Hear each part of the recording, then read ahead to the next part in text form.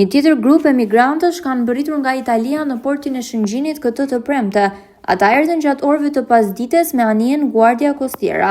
Në total, sipas burimeve, janë 15 refugjatë të cilëve u është refuzuar azili dhe që pritet të riadesohen. Ky është kontingjenti i dytë i emigrantëve, pasi më herët mbërritën 40 të tjerë, disa prej të cilëve janë kthyer në vendin e origjinës. Ardha e tyre vjen si pjesë e zbatimit të dekretit të ri të miratuar nga qeveria italiane në fund të muajit mars, i cili transformon kampin e Gjadrit nga një qendër për përpunimin e kërkesave për azil në një strukturë për mbajtjen e emigrantëve të palishëm në pritje të dëbimit. Fillimisht emigrantët do të akomodohen përkohësisht në qendrën pritse në Gjadër, ku do të qëndrojnë deri në përfundimin e procedurave për riadesimin e tyre. Dekreti i ri nuk është vendosur kufizime mbi profilin apo kombësinë e emigrantëve të dëbuar.